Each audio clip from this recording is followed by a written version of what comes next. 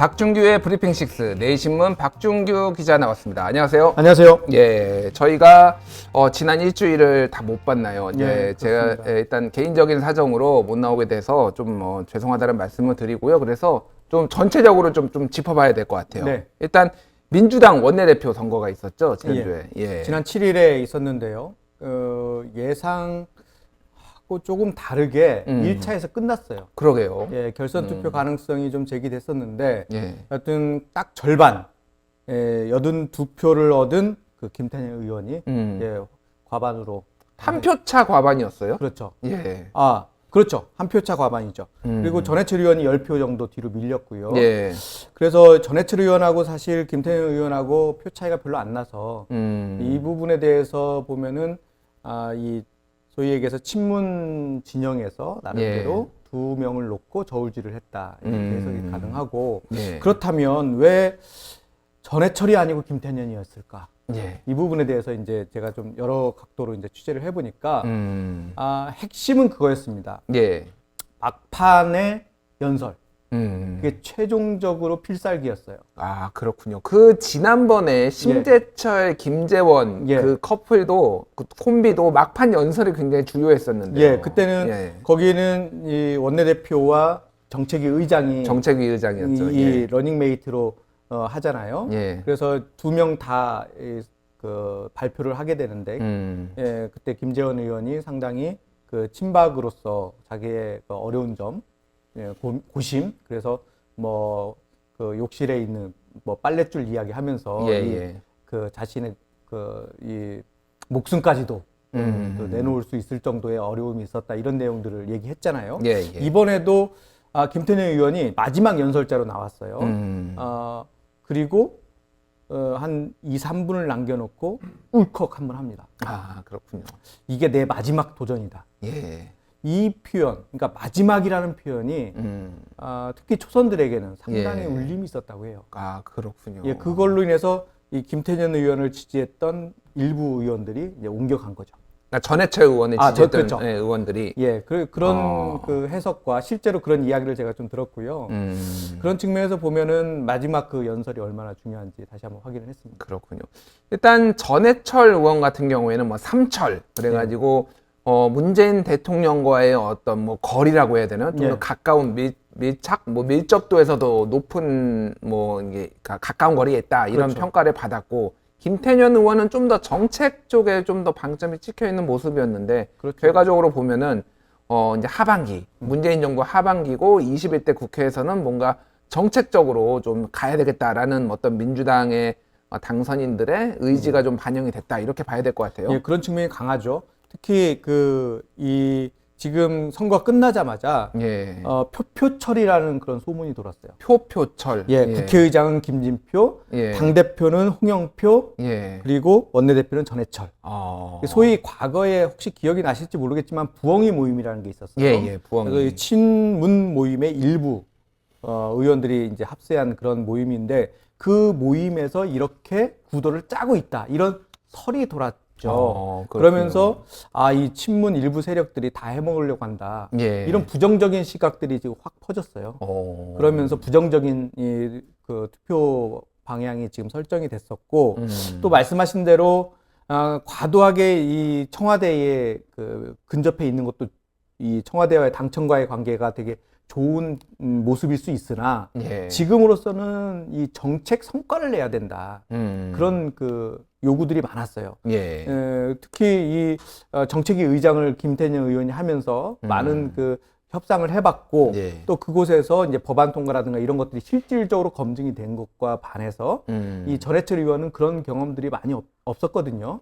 그런 측면에서 조금 더 우위에 있었다 이런 평가들이 있습니다. 그렇군요.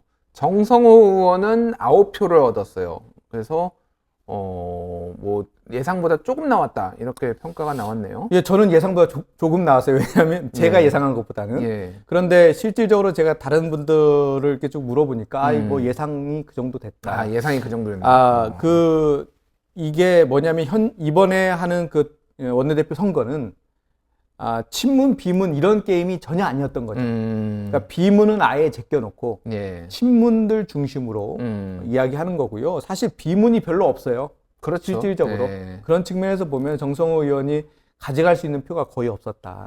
이렇게 볼 수 있고 지금 9표가 과연 누구일까? 뭐 이거에 더욱더 관심이 있는 그렇군요. 그런 상황입니다. 친 이재명 네. 뭐 이런 의원들이 못 찍었을 이제 가능성이 좀 있겠네요. 그렇죠. 완전히 네. 이제 여기 그 배제돼 있거나 좀 거리를 두고 있는 분들이 많이 찍었을 것으로 보입니다. 그렇군요. 민주당의 국회의장은 뭐 어떻게 되나요 지금? 국회의장은 후보를 예. 먼저 뽑거든요. 예. 후보는 아마 다음 주말 정도에 당선인 워크숍이 예정돼 있어요. 예. 그 자리에서 아마 뽑을 예정인데 현재는 앞서 말씀드린 대로 표 중에 하나인 김진표 의원 5선입니다. 그리고 6선의 박병석 의원 가장 유력하다고 현재 이야기되고 있는 두 분의 경쟁인데 예. 지금 제가 듣기로는 중진 모임에서 좀 한 명으로 몰아주는 게 좋지 않느냐 이런 의견도 냈다고 하는데요. 예. 여하튼 박병석 의원과 김진표 의원이 두 분 다 양보할 생각이 전혀 없는 상황으로 현재 보이고 이제 관례적으로는 좀 다선 의원들이 많이 하는 경향이 있는데 꼭 예. 반드시 그런 건 아니거든요. 예. 그런 측면에서 이번에는 조금 그 경쟁이 어떻게 이루어질지 좀 계속 좀 봐야 되는 상황이 될 것 같아요. 일단 박병석 의원이 최다선으로 6선이고 그다음에 김진표 의원은 5선. 그렇죠. 5선인 거죠. 그러니까 지금 뭐 대체적으로 지역으로 보더라도 원내대표가 이번에 뽑힐 때 경기도에서 뽑혔잖아요. 예. 그러니까 좀 다른 지역도 좀 가봐야 되는 게 아니냐 이런 그런 그 흐름들이 조금 있긴 해요. 그래서 예. 예전에도 강창희 의원이 그래서 국회의장이 되기도 했는데 이번에도 그래도 박병석 의원이 좀 다소 우위에 있다고는 얘기를 하지만 김진표 의원이 상당히 준비를 많이 한 걸로 좀 그렇게 알려져 있습니다. 그래서 좀 더 시간을 두고 좀 봐야 될 부분인 것 같습니다. 예. 부의장, 국회 부의장 같은 경우에는 지금 여성 부의장이 나올 가능성, 뭐 얘기가 되고 있네요. 그 여성 의원들이 많이 이런 부분들을 주장을 했고 실질적으로 여성들이 좀 많이 이 의견을 모아온 상황인데 될지 안 될지는 모르겠습니다. 김상희 의원 현재 4선인데요. 4선이요. 예, 한번 도전을 해보겠다 이런 그 의지가 현재 보여지고 있고 그렇지만 지금 5선 의원들이 지금 질비하게 준비하고 있거든요. 안민석 의원, 변재일 의원, 뭐 또 안규백 의원, 뭐 이런 분들이 지금 많은 준비를 하고 있어서 경쟁이 만만치 않을 것 같아요. 그렇군요. 예, 근데 최초의 부의장에서 여성이 나오면 조만간 또 의장도 좀 나올 수 있어서 상당히 상징적인 의미는 있을 것 같습니다. 그렇군요. 그 당대표 같은 경우에는 아까 뭐 표표철 말씀하셨는데 그게 지금 뭐 한때는 이 뭐 그냥 당대표를 뭐 추대하자 뭐 이런 움직임도 있었는데 그거는 좀 가라앉은 것 같고 그렇죠. 뭐 비대위로 가자 뭐 이런 얘기도 있고 지금 뭐 여러 썰들이 많이 나오네요. 그런 그 이야기가 나오는 게 지금 이제 당대표를 할 사람이 딱히 없는 거예요. 대선 주자를 빼면. 예. 그래서 대선 주자가 만약에 당권을 갖게 되면 민주당 당원에 선거 1년 전에는 대선 주자가 당권을 갖지 못하게 돼 있어요. 그렇죠. 당직을 못하게 돼 있어요. 못하게. 그러니까 만약에 당권을 대선 주자가 갖고 대선에 나가고 싶다면 내년 3월에 1년도 안 되는 거네요. 그러면 8월에 그렇죠. 시작을 하니까. 내년 3월에 그만둬야 돼요. 그래서 지금 민주당 내에서는 이낙연 전 총리나 이런 분들이 당권을 좀 갖고 이 당을 좀 움직인 관리한 다음에 그 다음에 내년 3월에 다시 그때 비로소 그 전당대회를 하는 게 낫지 않겠냐 이런 의견이 있었는데 지금 뭐 선거를 180석이나 되고 이렇게 성공을 했는데 무슨 비대위냐. 그러게요. 그리고 당권 이거 나누자는 것은 결국 이낙연을 위한 제스처 아니냐. 이런 당내 분위기가 있어서 현재는 좀 물밑으로 들어가 있는 상황입니다. 일단 뭐 어떤 개인을 위해서 당이 뭐 이렇게 어떤 뭐 비대위 같은 거를 한다는 것 자체에 대해서 좀 많이 이낙연 후보자도 그러니까 의원도 좀 부담이 될 것 같아요. 사실. 근데 지금 그 상황은. 이낙연 의원 쪽에 제가 확인을 해보니까 사실 고민을 하고 있다는 거예요. 왜냐하면 지금 당내에서 대선을 바로 가기에는 좀 그 구축된 자기 세력이 없는 거죠. 그렇긴 하죠. 예. 뭐 많은 후원 회장을 했다고는 하지만 그분들로서는 이게 세력이 안 되거든요. 그래서 뭔가 자기만의 어떤 그 그룹핑을 하기 위해서는 좀 뭔가 당에서 역할을 좀 더 할 필요가 있지 않겠느냐. 이런 그 나름대로의 계산이 있겠지만 지금으로서는 여당에서 굳이 그렇게 할 필요가 있느냐. 이런 그 여론이 훨씬 더 세죠. 그건 좀 지켜봐야 되겠네요. 그때 지금 어쨌든 물망에 오르는 분들은 뭐 송영길 만년 후보, 송영길 후보, 예. 뭐 김부겸 후보, 예. 뭐 이런 분들이 얘기가 홍영표 나오는데 의원. 홍영표 의원 뭐 이런 예. 분들. 그래서 이분들이 과연 당대표로서의 어떤 무게감이 있느냐, 뭐 이런 그 이야기가 있거든요. 물론 김부겸 의원이 대선을 포기하고 이쪽을 선택을 한다면 상당히 가능성도 있겠지만, 그게 상당히 어려울 것 같고, 그리고 지금 당대표는 어떻게 보면 대선 관리를 해야 되거든요. 예.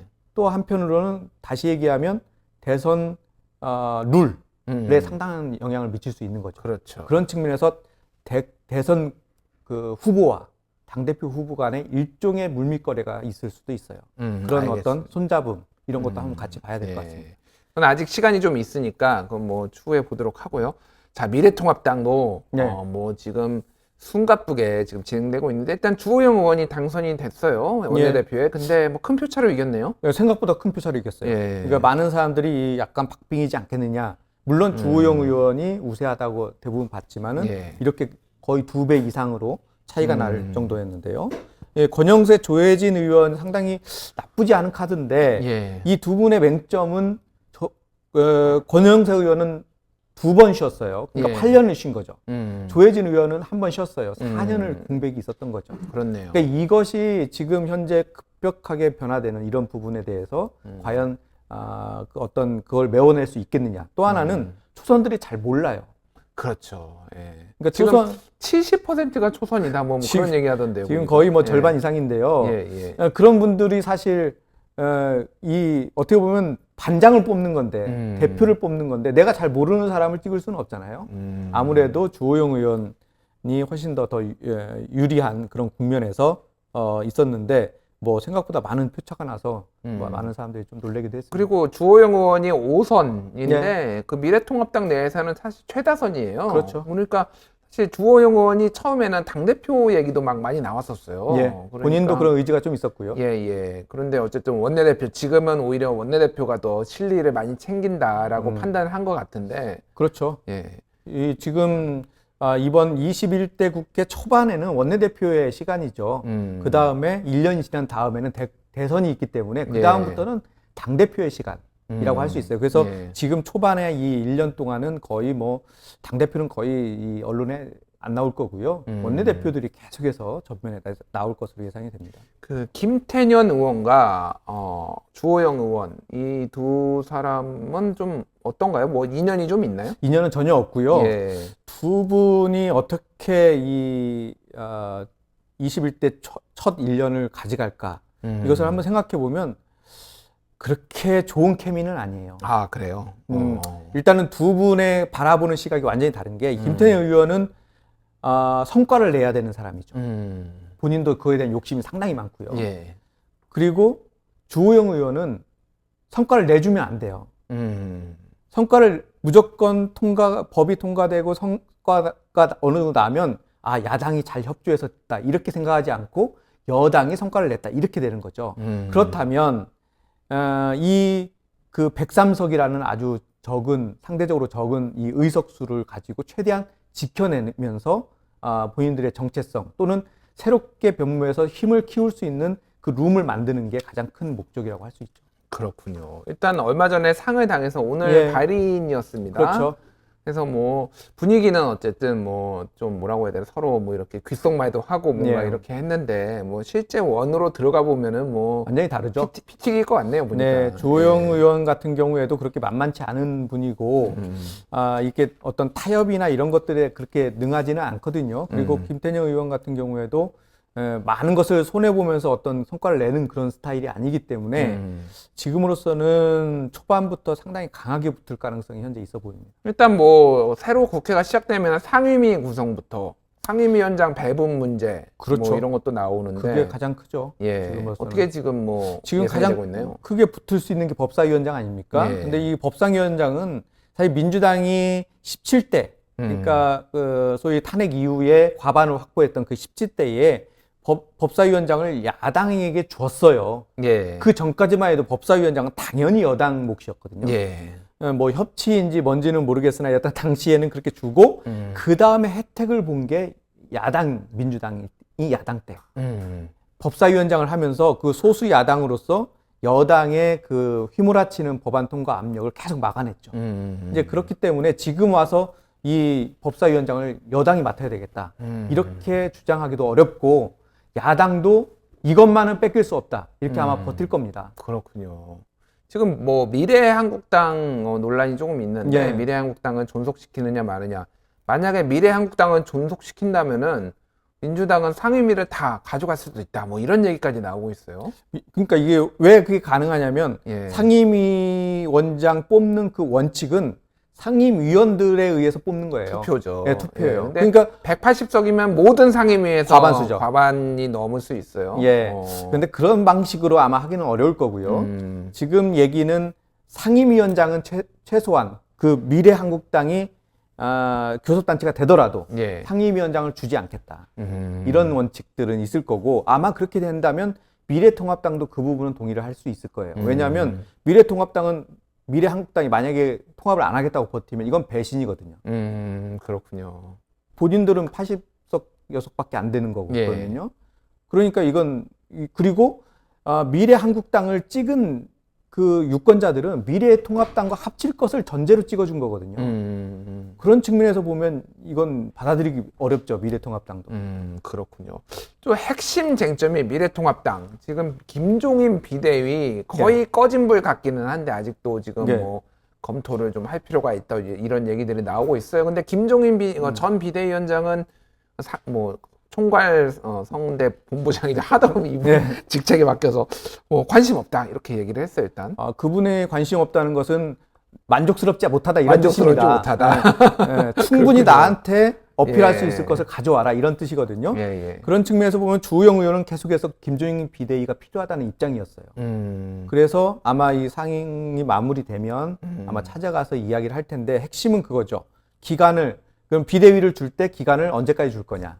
이것을 해야 되는데 그게 지난번 상임 정국위에서 이 회의가 성사가 안 돼서 부결됐잖아요, 결과적으로. 그걸 다시 열어서 그 주호영 의원이 그것을 이제 한 1년 정도로 임기를 늘려준다면 충분히 다시 불이 붙을 수 있죠. 주호영 의원 같은 경우에는 바른정당 나갔다가 그렇죠. 다시 복당한 맞습니다. 그래서 대구에 있지만은 비교적 좀 합리적인 뭐 스타일로 분류가 되는데 저도 그 얘기를 좀 들어보니까 지금 그 소위 말하는 구 바른정당계의 고민들이 지금 8월에 전당대회를 열 경우에는 지금 당원들 구성이 너무 태극기 부대 쪽으로 좀 이렇게 쏠려 있어서 똑같은 인물이 당대표가 될 것이라는 우려감. 그래서 김종인 비대위로 좀 시간을 벌어야 된다라는 얘기들이 좀 많이 하더라고요. 뭐 그런 그 어떤 개파 간의 그런 계산들도 충분히 있을 거고요. 예. 지금 상황에서 뭐 오늘 조혜진 의원도 이야기를 했는데 뭐 보면은 지금 상황에서 이렇게 어떤 개혁을 추진하지 않고 다시 원상태로 다시 시작한다. 이것은 사실 받아들이기 좀 어려울 거고요. 좀 더 획기적인 어떤 당 혁신을 할 수 있는 방안들을 그러니까 생각하다 보니까 어떤 사람들은 충분히 우리 자체적으로도 할 수 있는 거 아니냐 이렇게 하면서 이렇게 자기 자신의 계파 중심으로 이해하는 사람들도 있고 현재 이 구도에서는 안 된다 그러면서 좀 현재의 지배 구조 이런 것 좀 혁파하려고 하는 그런 분들은 주로 김종인 비대위를 좀 선호하는 편이죠. 그렇군요. 뭐 어쨌든 이거는 어떻게 될지 지켜봐야 될 것 같은데 만만치 않을 것 같아요. 질이 널널할 것 같아요. 쉽지 않습니다. 알겠습니다. 자, 윤미향 당선인 얘기를 좀 해야 될 것 같아요. 일단 뭐 의혹이 크게 보면 한 2가지 정도가 지금 나왔네요. 그렇죠. 사실 조심스럽습니다. 이 부분은. 그래서 왜냐하면 팩트가 대부분이 확인이 안 되는 거거든요. 그래서 지금 문제 제기를 한 것은 일단은 2가지가 하나는 일본이 그 정의기억재단에서 사용되었던 들어왔던 기금이나 이런 것들이 제대로 어떻게 사용됐는지 이 부분에 대한 문제 제기. 두 번째는 2015년에 한일 합의하기 전에 이 합의 내용 자체를 당선인이 알고 있었는지 이 부분이 지금 핵심 쟁점이죠. 그렇군요. 그래서 후자는 어느 정도 얘기가 좀 됐어요. 그러니까 미리 좀 알았다는 네. 부분들은 근데 하루 전에 알았다는 건데 또 나오는 얘기는 그 전에도 이 대화가 많이 오갔다 이런 얘기도 나와서 이 부분도 다시 또 논란이 되고 있죠. 그리고 뭐 이제 알기는 알았는데 그 윤미향 당선인 얘기는 그냥 그런 일이 있었다라고만 통보를 해왔고 구체적으로 뭐 이렇게 일본이 뭐 이렇게 이런 내용을 부인한다거나 네. 뭐 이런 거에 대해서는 전혀 몰랐다라고 해서 이 의견들이 많이 좀 충돌을 하고 있어요 지금. 지금 그때 당시에 사실 그 협상하는 과정 자체가 상당히 합리적으로 이루어진 부분이 많고 그래서 논란이 많아요. 사람마다 얘기가 다 달라요. 그때 있었던 정부에 있었던 사람들도 다르고 그거에 이제 지켜봤던 사람들도 얘기가 달라서 그걸 검증하기는 쉽지 않을 것 같고요. 또 이제 그것이 문서로 오간 게 아니기 때문에 그리고 또 하나는 이제 그 예산 문제죠. 결국에는 정의기억재단에 그 들어온 기금이라든가 성금을 어떻게 썼느냐 이 부분에 대해서 그 논란이 좀 있는 거죠. 이용수 할머니께서 그 부분에 대해서 나는 잘 모르겠다, 못 받았다, 뭐 이런 얘기들을 하시니까 그런 것들에 대해서 검증을 누가 해야 되느냐 그러면 이런 부분들이 지금 계속해서 논란이 되고 있는데 그건 약간은 저희 기자 집단에서는 여기 사회부 쪽에서 그걸 다루고 그렇죠. 예. 지금 정치부에서는 이것을 여야 간에 소위 보수와 진보 진영 간에 이것을 프레임 싸움을 하고 있거든요. 그래서 이것이 과연 이렇게 프레임 싸움을 하는 것이 누구한테 도움이 되느냐 결국은 일본한테 도움이 되는 거 아니냐 이런 그 얘기까지 지금 번져 있는 상황이죠. 그렇군요. 지금 그런데 가자 평화 인권당의 그림자가 어른거린다. 예. 이거를 지금 다 주도한 것 아니냐. 네. 그러면 더불어시민당의 공천 과정에서 배제된 것에 좀 앙심을 품은 것 아니냐. 뭐 이런 얘기들, 관측들도 나오고 있고 어느 정도 개입한 것은 사실로 보입니다. 그렇죠. 오늘 뭐 네. 일간지의 일면에도 그분이 제공했다는 친필 편지가 이제 공개가 됐잖아요. 예. 그 내용에서 보면은 여러 가지 또 논란을 또 다시 부추기고 있고 그렇긴 한데 이제 그분이 이제 이야기한 것들부터 시작해서 그렇다면 결과론적으로는 이 모든 진실을 이제 밝혀야 되는 상황인 거죠. 그러니까 더불어민주당에서도 오늘 비공개 최고위원 회의에서 일단은 사실 확인이 먼저 돼야 되겠다. 네. 공방을 하는 것보다는. 그래서 일단은 지금 뭐 더불어시민당에서는 윤미향 당선인 중심으로 이야기를 하고 있지만 민주당 입장에서는 이것을 깔끔하게 처리하기 위해서는 사실 확인을 좀 정확하게 할 필요가 있겠다. 그럼 너무 그 사실 확인 없이 그냥 막 얘기하다 보면 더 번지고 그건 결과론적으로 그 위안부 할머니 분들에게도 좋지 않고 우리나라의 어떤 대일 관계에서도 좋지 않고 그래서 전반적으로 그것을 볼 땐 좀 차분하게 이번에는 좀 진행을 할 필요가 있다 이런 입장인 것 같습니다. 그렇군요.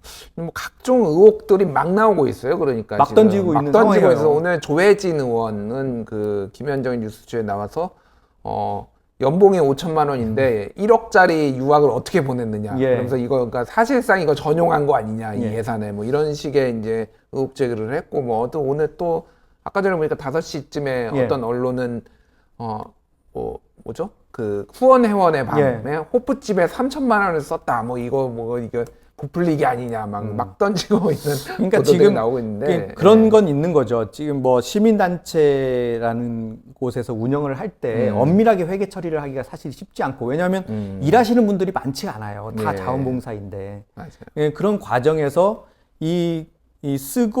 이것을 그 근거를 남기기가 쉽지 않아요.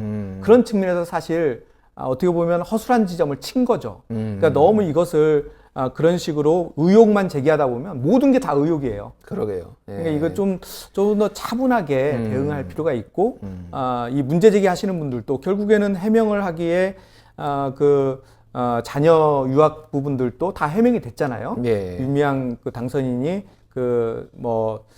간첩 사건 관련해서 이제 정부로부터 보상금 받은 것으로 다 해결이 됐다는 해명이 충분히 납득할 만한 건데 그런 걸 미리 다 상호 검증을 하고 기사를 하거나 발언을 하는 것이 지금은 되게 중요한 것 같습니다. 어찌됐든 지금 뭐 계속 연일 뭐 양정숙, 뭐 윤미향 그래서 예. 더불어시민당, 민주당이 정신을 예. 못 차리고 있네요 이래저래. 예. 그러니까 더불어시민당이 사실 그 후보를 뽑는 과정이 사실 매우 그 빠르게 진행됐기 때문에 너무 빨랐어요. 엄밀하지가 예. 못한 부분들이 있거든요. 이런 것들이 아마 계속해서 논란이 될 것 같긴 한데요. 그럴수록 더 이제 팩트 중심으로 대응을 해야지 감정적으로 가서는 서로에게 다 상처만 남길 뿐입니다. 알겠습니다. 여기까지 듣겠습니다. 지금까지 브리핑6 내신문 박준규 기자였습니다. 감사합니다. 감사합니다.